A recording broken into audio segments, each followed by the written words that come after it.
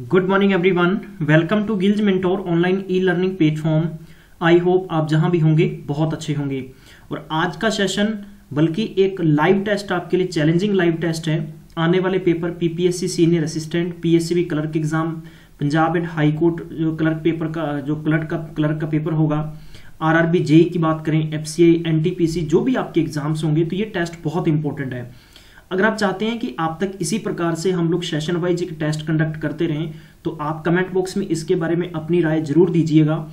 और इसके अलावा बताना चाहूंगा, गिल्ज मेंटोर सरकारी नौकरी की सबसे पहले और स्टिक जानकारी लेके आता है। आप चाहते हैं कि आप तक इसी प्रकार से जानकारी अपडेट होती रहे regarding to the new job exams के संबंधित, तो इसके लिए चैनल को जरूर सब्सक्राइब करें। सब्सक्राइब करने के साथ में बेल आइकन को प्रेस करना बिल्कुल भी नहीं भूलें। और अगर आप चाहते हैं कि PPSC senior assistant, PSCB clerk और हाई कोर्ट के पेपर के संबंधित और एनटीपीसी के लिए फ्री में क्लासेस ज्वाइन करना, तो इसके लिए इवनिंग का समय रखा गया है, यानी 7 बजे और 8 बजे। और उसके लिए आप लाइव सेशन में जरूर आएं और कंटिन्यू आप सेशन को देखने की कोशिश करें। अगर आप फ्री में स्टडी मटेरियल डाउनलोड करना चाहते हैं, तो इसके लिए आपको हमारी वेबसाइट www.giljmentor.co.in पर विजिट करना होगा। ज्वाइन करिएगा, जो डिस्क्रिप्शन बॉक्स में लिंक दे दिए गए हैं। क्लास की शुरुआत से पहले मैं मोटिवेशनल थॉट लेके आता हूं हमेशा आपके लिए, कि मेहनत इतनी खामोशी से करो कि कामयाबी शोर मचा दे। आप में से ज्यादातर बच्चे मेहनत करते हैं, लेकिन पहले शोर मचाना शुरू कर देते हैं कि हाँ जी क्या कर रहे हो, बोले यार मैं तो तैयारी कर रहा हूँ उस एग्जाम की।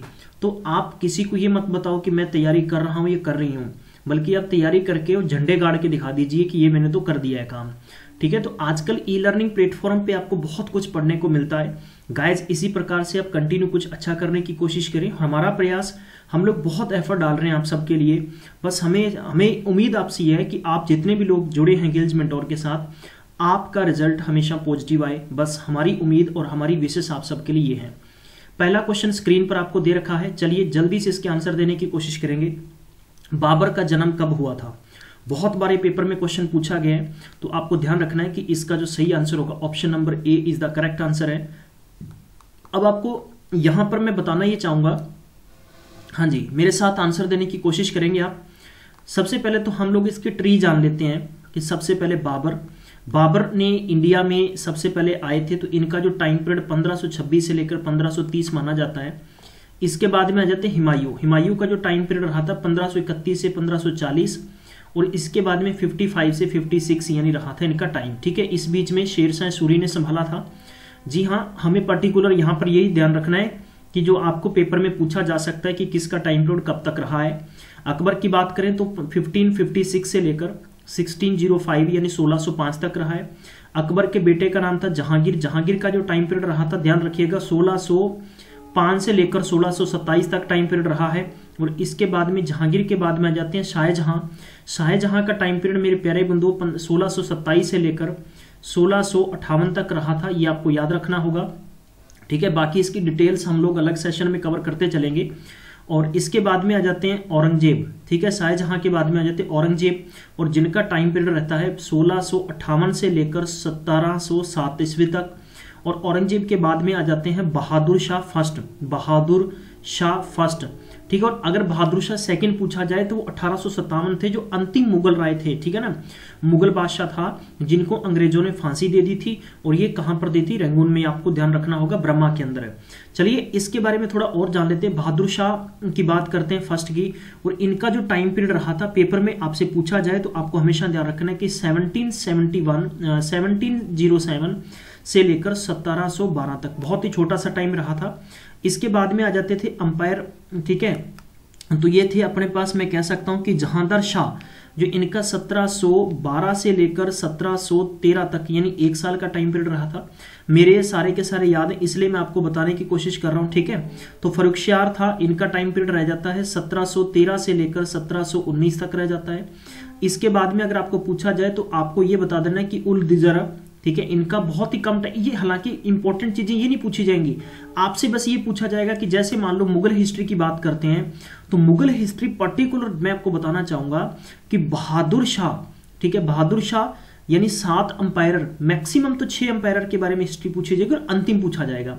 और अंतिम था 1837 से लेकर 1857 तक रहा था बहादुर शाह सेकंड। चलिए, और यही क्वेश्चन आपके सामने स्क्रीन पर दे रखा है, जल्दी से इसका आंसर देने की कोशिश करें कि अंतिम मुगल अंपायर कौन था। 4 ऑप्शन है, बाबर, नूरजहां, अकबर या बहादुर शाह। तो ये आ गया। इनका टाइम पीरियड रहा था 1837 से लेकर 1857 तक। चलिए next question is given here, battle of Kannauj was fought in the year. Kannauj का बैटल कब हुआ था, और आपसे मैं ये पूछ रहा हूं कि किन किन के बीच में हुआ था। तो ये मैं चलो आपसे पूछूंगा, हालांकि बताने की कोशिश भी करूंगा आप सबको। उससे पहले हम लोग थोड़ा सा डिटेल में जान लेते हैं, ये पर्टिकुलर बहुत इंपॉर्टेंट क्वेश्चन है। चलिए मैं आपको 4 से 5 सेकंड दूंगा और अपना आंसर देने की कोशिश करते रहा करें। आप में से जो स्टूडेंट्स कंटिन्यू दिए गए क्वेश्चंस के आंसर 1 महीने तक देगा, गिल्ज मेंटोर अपनी तरफ से ऐसे स्टूडेंट को शॉर्टलिस्ट करके उसे गिफ्ट भी देगा। चलिए इसका सही आंसर होगा option number C is the right answer. Option number C is the right answer, ध्यान रखिएगा, ठीक है। Option number C is the right answer. और आपको ध्यान रखना है कि कनौज का जो बैटल है इसे हम किस नाम से जानते हैं, तो ये आपको ध्यान रखना पेपर के लिए। ये पिलग्राम के नाम से पूछा जाए तो इसी बैटल को कहते हैं, ठीक है। और ये वाला बैटल है हुमायूं और किसके बीच में, शेर खान, जिसका नाम शेरशाह सूरी भी कहते हैं, इन दोनों के बीच में हुआ था। और ये 1540 आपको याद रखना होगा। चलिए next question is given here, जल्दी से आंसर देने की कोशिश करें, ठीक है। आप में से विद्वान बंधु ऐसे हैं कि बहुत जल्दी से इसके आंसर देने की कोशिश की, अच्छी चेष्टा करते हैं। चलिए come on, yes, alright, correct answer देते चलिए। मैं कमेंट सेक्शन में आप सबके देख रहा हूं answers. Yes, Shah Jahan built the Taj Mahal for, किसके लिए बनाया था, मरजानी, महबूबा या महजबीन या मुमताज। तो Mumtaz is the right answer, ठीक है, Mumtaz is the right answer. तो बहुत इंपॉर्टेंट क्वेश्चन है ये, और इसके लिए आप सबको ध्यान होगा हिस्ट्री, यानी ये 1631 में बनाया गया था। पेपर के लिए इंपॉर्टेंट फैक्ट्स ये हैं, आप सबके लिए ध्यान रखना कि मुमताज जब 14वें बच्चे को जन्म देती थी तो उस वक्त इनकी मृत्यु हो गई थी, ये आपको याद रखना होगा। कुछ इसके एडिशनल फैक्ट हैं वो हम लोग आगे कंटिन्यू करते रहेंगे। चलिए question number 5 is given here, जल्दी से आंसर देने की कोशिश करें कि विच world heritage site comprises of the Tom of Iltutmish. बहुत इंपॉर्टेंट क्वेश्चन है, ठीक है। तो वर्ल्ड हेरिटेज यूनेस्को के द्वारा ये इसे लिया गया है, ठीक है। हम कह सकते हैं कि 7 अजूबों के बीच में यूनेस्को के द्वारा इसे गठित किया गया है। तो इंपॉर्टेंट क्वेश्चन है, तो इसका सही आंसर होगा option number C, Qutub Minar is the right answer. Qutub Minar जो कुतुब कॉम्प्लेक्स है बात करेंगे तो साउथ दिल्ली में है, ठीक है। तो 1193 ईस्वी में इसका निर्माण हुआ था और यूनेस्को हेरिटेज वर्ल्ड साइट के अंदर इसे लिया गया है। चलिए, और ध्यान रखना कि यहां पर ही दिल्ली के अंदर ही किसकी, इल्तुतमिश की डेथ हो गई थी। और ये कुतुब मीनार के बारे में बहुत डिटेल से मैंने यहां पर दे रखा है, तो कोशिश करना इसको वीडियो को पॉज कर दें बेशक, लेकिन पढ़ना जरूर यार, ठीक है। चलिए question number 6 is given here, जल्दी से आंसर देने की कोशिश करें। और ये मैं क्वेश्चन आप सबके लिए दे रहा हूं, ये क्वेश्चन मैं आप सबके लिए दे रहा हूं, मैं चाहता हूं कि आपको बिजी रखूं मैं, ठीक है। जल्दी से इसका आंसर दीजिए। और इसके एडिशनल फैक्ट इवन की यहां पर गिवन है, ठीक है। किसके लिए, कार्बन डाइऑक्साइड के लिए। कार्बन डाइऑक्साइड के बारे में यहां पर ऑलरेडी गिवन है और आपको यहां से आंसर चेक करना है क्या आपका सही होगा, करेक्ट। चलिए next question is given here, which layer of the earth, ठीक है, atmosphere contains the ozone layer. बहुत इंपॉर्टेंट क्वेश्चन है। और क्वेश्चन नंबर 7 का जो करेक्ट आंसर होगा वह होगा option number A is the right answer, ठीक है। तो आपको याद रखना होगा troposphere is the correct answer. अब यहां पर मैं एडिशनल फैक्ट ये बता देता हूं कि ओजोन, यानी हर साल 16 सितंबर को ओजोन दिवस के रूप में मनाया जाता है इन इंडिया। तो ये भी आपको ध्यान रखना होगा। जहां तक इसके एडिशनल फैक्ट की बात करते हैं तो यहां पर आपको एडिशनल फैक्ट दे दिए गए, ठीक है। सबसे पहले जैसे हम ट्रोपोस्फेयर की बात करते हैं, ठीक है, यह लगभग यानी मैं कह सकता हूं कि अर्थ से 70 से 80% है वो अर्थ क्या है, एटमॉस्फेयर से है। Weather occurs in this year layer, इसके बारे में एडिशनल फैक्ट के बारे में आप सबको यहाँ पर कंडीशंस दे दी गई हैं, इसको अच्छे से पढ़िएगा। और बाकी इसके जो एडिशनल फैक्ट्स होंगे वो हम लोग कंटिन्यू रिपीट करते रहेंगे। क्वेश्चन नंबर 8 के बारे में जल्दी से आंसर देने की कोशिश करें, ठीक है। क्वेश्चन नंबर 8 के बारे में जल्दी से आंसर देने की कोशिश करें, करेक्ट, जल्दी से, कम ऑन, यस, ठीक है। इसका सही आंसर होगा option number B is the right answer होगा, ठीक है। तो outer most range of Himalayas is called Shivalik. तो यहां पर इसके बारे में पढ़ लेते हैं थोड़ा सा। शिवालिक हिल्स है ना, इसे हम क्या कहते हैं कि इसे हम चूरिया हिल्स के नाम से भी जानते हैं, ये ध्यान रखना। ए mountain range of the outer Himalayas that the stretches from the Indus river about 2400 kilometre है, जिसे हम 1500 मील के नाम से भी पढ़ते हैं, ठीक है। कौन से, close to the Brahmaputra river. तो ये इंपॉर्टेंट फैक्ट्स हैं, इसके बारे में थोड़ा ध्यान रखिएगा। क्वेश्चन नंबर 9 के बारे में जल्दी से आंसर देने की कोशिश करें। Question number 9 is given here, come on, yes, which of the following causes rainfall during winters in the north western part of India. बहुत इंपॉर्टेंट है, तो जल्दी इसका आंसर देने की कोशिश करिए। एनसीईआरटी की क्वेश्चन सारे के सारे एनसीईआरटी के हैं और ये क्वेश्चंस एसएससी में रिपीट हो चुके हैं, इसलिए आपके लिए इंपॉर्टेंट सेशन है। ठीक है, तो इसका सही आंसर क्या होगा? Option number 9, option number 9। ठीक है, option number 9, option number B होगा इसका। ठीक है, क्वेश्चन नंबर 9 का। ठीक है, तो साइक्लोनिक डिप्रेशन आपको डिप्रेशंस आपको याद रखना होगा, ऑप्शन नंबर बी इसका करेक्ट होगा। और इसके बारे में एडिशनल फैक्ट आपको आगे के पूरे सेशन में दे दूंगा, क्योंकि काफी लंबे इसके बारे में आपको समझाना पड़ेगा ज्योग्राफी के संबंधित, इसलिए हम लोग सिर्फ फोकस करेंगे एज ए टेस्ट बेस पे। अब यानी ये क्वेश्चन बहुत इंपॉर्टेंट है, shares longest international boundary with which country, किस कंट्री के साथ में है? चलिए 5 सेकेंड्स आपको मिलते हैं। 1 2 3 4 5, come on, yes, time up. तो इसका सही आंसर होगा बांग्लादेश। अब बांग्लादेश के साथ कितनी लगती है मैं आपको यहां पर बता देता हूं, 4096। 16 की क्यूब याद रखो हमेशा। अब मैं आपको ट्रिक देता हूं, ट्रिक ये है कि बचपन में एमबीए किया, बचपन में एमबीए किया, बी का मतलब हो गया यहां पर बांग्लादेश, शॉर्ट में लिखूंगा। चे का मतलब हो गया चाइना, पै का मतलब हो गया पाकिस्तान, ठीक है, नै का मतलब हो गया नेपाल। याद रखिएगा मैंने क्या क्या बोला आप सबके लिए, बांग्लादेश, चाइना, नेपाल, पाकिस्तान, नेपाल। एम का मतलब हो गया यहां पर म्यांमार, बी का मतलब हो गया भूटान और ए का मतलब हो गया अफगानिस्तान। नोट रखिएगा, ध्यान रखना, बहुत इंपॉर्टेंट चीजें हैं सारी की सारी, और ये चीजें पेपर में हमेशा आपसे पूछी जाएंगी। ठीक है, तो जहां तक बांग्लादेश की बात करते हैं तो 4096 है, चाइना के साथ में 34-38 किलोमीटर लगता है, पाकिस्तान के साथ 33-23 लगता है, नेपाल के साथ 17-51 किलोमीटर डिस्टेंस है, म्यांमार की बात करें 1643 है, भूटान के पास में याद करना तो 699 लगभग है, और इसके बाद में 106, यानी कई बुक्स में तो यहाँ पर 96 भी गिवन है, तो ये भी ध्यान रखना आपने।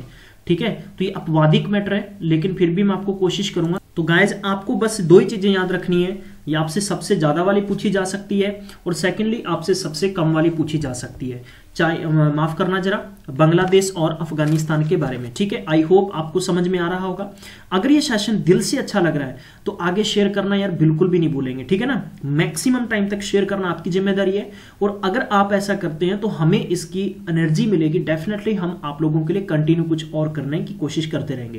क्वेश्चन नंबर 11वां दे रखा है, at present India is following, ठीक है, भारत इसमें से वर्तमान में अनुसरण करता है, तो इसका आंसर आप सबने देना है। बहुत ही कॉमन क्वेश्चन है, ठीक है, और आप में से मैक्सिमम स्टूडेंट्स इसका आंसर जानते हैं, इसलिए यहां पर आपके लिए मैंने क्वेश्चन छोड़ा है। ठीक है, कम ऑन, नेक्स्ट क्वेश्चन देखते हैं। Question number 12 is given here, trade policy is prepared and announce bye, जो व्यापारिक संबंधित जो नीतियां होती हैं वो किसके द्वारा बनाकर अनाउंस किया जाता है, तो इसका एक ही लाइनर क्वेश्चन याद कर लीजिए। गवर्नमेंट, मैं कह सकता हूं कि इंडिया गवर्नमेंट, या हम कह सकते हैं मिनिस्ट्री ऑफ कॉमर्स। ठीक है, तो मिनिस्ट्री ऑफ कॉमर्स के बारे में आपको ध्यान रखना होगा। इस वक्त जो मिनिस्टर हैं जिनका नाम क्या, सुरेश प्रभु जी हैं, तो ये आपको ध्यान रखना होगा, पेपर के लिए इंपॉर्टेंट है। फाइनेंस की बात करते हैं तो अरुण जेटली वापस से इन्होंने अपना काम संभाल लिया है। और अब मैं आपसे पूछूंगा कि एक्सटर्नल अफेयर मिनिस्टर कौन है, तो इसका नेम भी आपने बताना है। चलिए क्वेश्चन नंबर नेक्स्ट 13, बहुत इंपॉर्टेंट क्वेश्चन है, FERA in India has been replace by, यानी फेरा। सबसे पहले तो आपने, चलो इसका आंसर देने की कोशिश करिए। फेरा के बारे में मैं आपकी हेल्प कर देता हूं।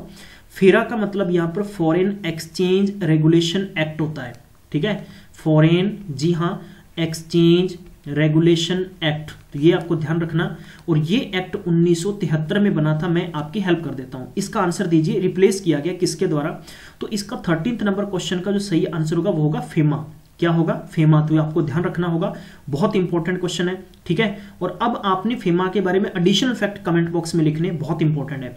इसको कब रिप्लेस किया गया, 1998 में किया गया था। उस वक्त यानी अटल बिहारी वाजपेयी की गवर्नमेंट थी और उनके द्वारा ये चेंज किया गया था।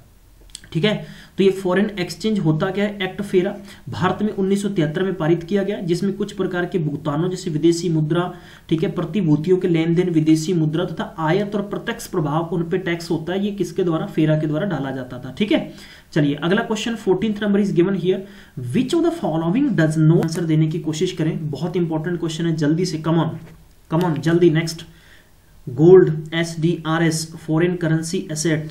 तो इसका सही आंसर होगा option number D. Option number D is the right answer. चलिए नेक्स्ट क्वेश्चन देखते हैं जल्दी से। Question number 15 is given here और इसका आंसर आपको देना है, इसका आंसर आप सबको देना है, ठीक है। 4 ऑप्शन इसके दे रखे हैं, इनमें से सही आंसर क्या होगा कमेंट सेक्शन में लिखना है आपने। क्वेश्चन नंबर 16 इज गिवन, संसद के सदस्यों की अयोग्यता से संबंधित मामलों पर मुख्य चुनाव आयुक्त किससे सलाह दे सकते हैं, ठीक है। और इसका आपको ध्यान होगा कि दिल्ली के अंदर आम आदमी पार्टी के लगभग मुझे जहां तक पता है कि 20 से ज्यादा MLA थे, उनको अयोग्य करार दिया गया था। 2018 का मैटर है, ठीक है। केस हुआ था सुप्रीम हाई कोर्ट में, तो बाद में हाई कोर्ट ने इसको खारिज कर दिया था। क्लियर।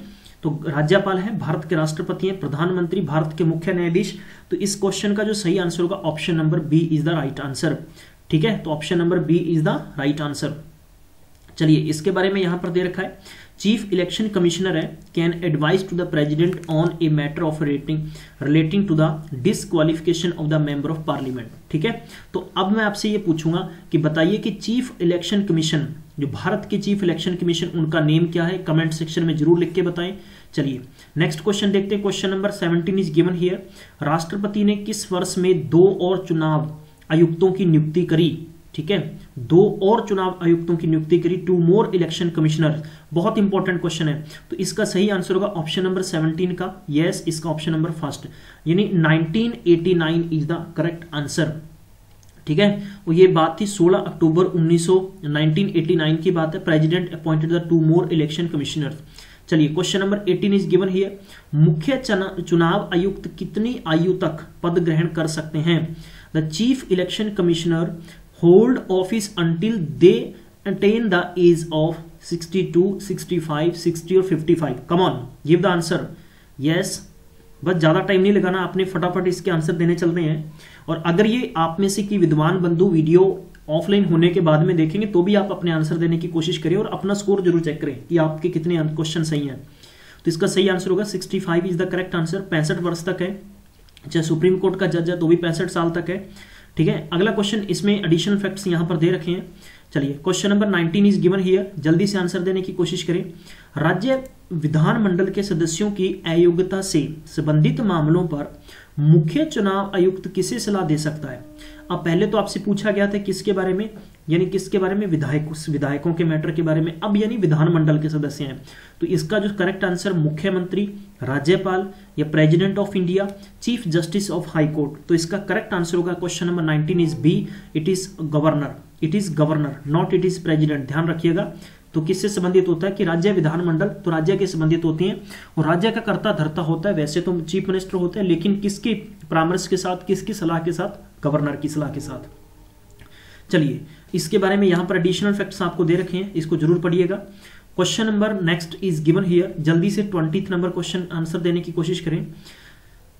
राजनीतिक दलों को राष्ट्रीय या राज्य दलों की स्थिति किसके द्वारा प्रदान की जाती है, संसद या हम अटॉर्नी जनरल कहें जिसे हम महान्यायवादी कहते हैं, ठीक है, महान्यायवादी कहते हैं, कैग या इलेक्शन कमीशन। बहुत इंपॉर्टेंट क्वेश्चन है और इसका सही आंसर होगा यस, कम ऑन, चुनाव आयोग यानी इलेक्शन कमीशन, ठीक है। तो देखिए पेपर में आपसे क्या पूछा जा सकता है। अब मैं आपसे पूछूंगा आज की सीरीज का नेक्स्ट क्वेश्चन, अटॉर्नी जनरल का नेम बताना है, कैग कौन है, कैग का नेम बताना है, और इलेक्शन कमीशन का नेम मैंने आपसे पहले पूछा, इलेक्शन कमिश्नर बताइएगा, ठीक है, कौन है। चलिए question number next is given here 21, भारतीय संविधान के किस भाग में यूपीएससी से संबंधित प्रावधान है। Which part of Indian constitution contains the provisions regarding the UPSC. हाँ जी, जल्दी से इसका आंसर दीजिए। पार्ट आपको दे रखा है, इन पार्ट्स के बारे में पढ़िएगा और आपका सही आंसर, और इससे आपके बारे में पता चलेगा कि आपकी तैयारी किस लेवल की और किस हद तक आपने कर ली है। Come on guys. और अगर आपका स्कोर सही नहीं, इसका मतलब आपने सिर्फ हवा ली अभी तक, आपने एहसास नहीं किया कि एक्चुअल में क्वेश्चंस कैसे पेपर में पूछे जाएंगे। जब आपको पता चलेगा, आप में से मैक्सिमम स्टूडेंट्स इसको कई बार सेशन को शेयर नहीं करते आगे। देखो आपकी विडंबना है अगर आप नहीं चाहते हैं कि कोई बच्चा आपकी वजह से कोई और पढ़ पाए, ठीक है। हम लोग आपको फ्री में पढ़ाते हैं तो हमें कोई आपसे कोई क्या बेनिफिट है। सिर्फ एक एजुकेशन आपको जुनून होना चाहिए, हमें जुनून है, बस हम कर रहे हैं, आगे फैलाया करें, कोशिश करा करें, ठीक है। चलिए कम ऑन, इसका सही आंसर देने की कोशिश करें। Question number 21 is the correct answer, is the first, तो first is the right answer. और इनके एडिशनल फैक्ट्स आप सबको यहाँ पर दे दिए गए हैं, कोशिश करिएगा। आर्टिकल बात करते हैं 315 और 323 के बीच में है, ठीक है, ये पार्ट दे रखा है। कॉन्स्टिट्यूशन कंटेन्स द, और इसके बारे में अच्छे से आपको जितनी इंपॉर्टेंट चीज यहाँ पर यूपीएससी के संबंधित डाल रखी है वो जरूर पढ़ेंगे आप। क्वेश्चन नंबर 22, यूपीएससी के अध्यक्ष और अन्य सदस्यों की नियुक्ति किसके द्वारा की जाती है? और इसका वन लाइनर क्वेश्चन याद रख लीजिएगा, यस, भारत के प्रेसिडेंट। अब बता देता हूं कि प्राइम मिनिस्टर याद रखिएगा, लोकसभा के स्पीकर हो गए, ठीक है, या मैं कह दूं कि इसके बाद में चीफ जस्टिस हो गए, ठीक है, चीफ जस्टिस ऑफ इंडिया। और इसके बारे में और बताएं तो जैसे कि हाई कोर्ट के चीफ, सुप्रीम कोर्ट के चीफ हो गए, हाई कोर्ट के चीफ हो गए, या हम बात करें कि इलेक्शन कमिश्नर हो गया, यूपीएससी के चेयरमैन हो गए, ठीक है, हाँ जी सॉरी। और ये या गवर्नर की बात करें, इन सब की नियुक्ति कौन करता है? भारत के प्रेसिडेंट करते हैं। और यहां पर आप सबको ऑलरेडी दे दिया गया है, इसको अच्छे से पढ़ लीजिएगा। क्लियर। नेक्स्ट क्वेश्चन 23, ये आपने देना है इसका आंसर। यूपी के अध्यक्ष और अन्य सदस्यों के समय कार्यरत होते हैं। कार्यरत का मतलब यानी आपने बताना the chairman and members of UPSC hold office for कितने साल के लिए है, तो ये इसका आंसर आपने टेन्योर बताना है। आई होप आप लोग इसका सही आंसर देने की कोशिश करेंगे। क्वेश्चन नंबर 24, भारत के राष्ट्रपति निम्नलिखित परिस्थितियों में किस आधार पर यूपीएससी के अध्यक्ष या किसी अन्य सदस्यों को कार्यालय से हटा सकते हैं? और ये 4 ऑप्शन आपको दे रखे हैं और इसका सही आंसर बताना है आप सबने। जल्दी से उसे दिवालिया घोषित कर दिया जाए, ठीक है। यह इसके बारे में दे रखा है कि अगर वह अपने कार्यकाल के दौरान अपने कार्यालय के कर्तव्यों के बाहर किसी भी नियोजित रोजगार में संलग्न है, रोजगार का मतलब कहीं और उसका जुगाड़ चल रहा है, सेटिंगबाजी चल रही है, यदि वह राष्ट्रपति की राय में मन या शरीर की दुर्बलता के कारण पद पर बने रहने के लिए अयोग्य है, मतलब कि हम कह सकते हैं कि फिट नहीं है, या इसके बारे में कहें कि इनमें से कोई नहीं है, तो 24 का जो करेक्ट आंसर होगा वो ऑप्शन नंबर डी होगा, इनमें से कोई भी नहीं है। ये आपके बारे में पढ़िएगा जल्दी से, कोशिश करें। इनमें से कौन सी सरकारी संस्था अखिल भारतीय सेवाओं, केंद्रीय सेवाओं और केंद्र शासित प्रदेशों की सार्वजनिक सेवाओं के लिए नियुक्तियों के लिए परीक्षा आयोजित करती है? ठीक है, स्टेट पब्लिक सर्विस कमीशन जिसे हम राज्य लोक सेवा आयोग कहते हैं, यूनियन पब्लिक सर्विस कमीशन जिसे हम यूपीएससी कहते हैं, department of personal and training, ठीक है, जिसे हम हिंदी में कार्मिक एंड प्रशिक्षण विभाग कहते हैं, या नन ऑफ दीज। तो ये क्वेश्चन पिछली 3 बार रिपीट हो चुका है पीपीएससी के एग्जाम में, इसलिए आपके लिए क्वेश्चन रखा गया। तो इसका सही आंसर होगा लोक सेवा आयोग, UPSC is the correct answer. तो आई होप ये सेशन 25 क्वेश्चन का था और यहां पर आप पढ़ सकते हैं। आप सबका थैंक यू, आप सबने गिल्ज मेंटोर के साथ टाइम दिया। मैं उम्मीद करता हूं कि आपका स्कोर अच्छा रहा होगा। अगर आप में से कोई न्यू कमर इस सेशन को देख रहे हैं तो बताना चाहूंगा कि 1800 एमसीक्यू जीके की सीरीज कंटिन्यू गिल्ज मेंटोर के द्वारा करवाई जा रही है, जिसमें कि आप यूपीएससी, पीपीएससी की बात करें चाहे एचपीएससी की बात करें, ठीक है, आप किसी भी एग्जाम को देने के लिए जा रहे हैं तो उस सेशन को देखना बिल्कुल भी नहीं भूलें, चाहे आपको रात के 2 क्यों ना बज जाए, ठीक है। तो अपने आप से वादा रखिएगा। गिल्ज मेंटोर का एक छोटा सा प्रयास था कि बस आप सबको अगर कुछ दिया जा सकता है कि एजुकेशन, और एजुकेशन हमारा मकसद है कि हर एक स्टूडेंट तक पहुंचनी चाहिए। आप में से ऐसे बहुत ज्यादा बुद्धिजीवी लोग होंगे कि जो पढ़ना चाहते हैं, लेकिन आपके पास सबसे बड़ी प्रॉब्लम क्या है? फाइनेंशियल प्रॉब्लम है। आपने किसी एक कोचिंग के अंदर कुछ पैसे पटक दिए तो दूसरी जगह आपका मन नहीं करता, पहली कंडीशन। दूसरी कंडीशन है कि आपके घर से आने या जाने की प्रॉपर सुविधा ना होने। तीसरा कारण है, ये सबसे बड़ा पहला कारण तो फाइनेंस कारण है ही है। उसके बाद में यह है कि कोचिंग सेंटरों में टाइम सेट नहीं हो पाना। नंबर 4 है कि कोचिंग सेंटरों में सिर्फ 3 महीने के लिए आप 35 से 40 हजार रुपये फूंक देंगे और या इस प्लेटफॉर्म पर आपको कुछ भी पैसा देने की जरूरत नहीं है। मैं उम्मीद करता हूं आप लोग सब समझ गए होंगे मैं क्या कहना चाहता हूं। तो आप सबका दिन बहुत अच्छा रहे। मैं उम्मीद करूंगा कि आप लोग इस सेशन से बहुत कुछ सीखेंगे और आगे मैक्सिमम टाइम तक शेयर करेंगे। Thank you so much once again, have a nice day, take care, bye bye.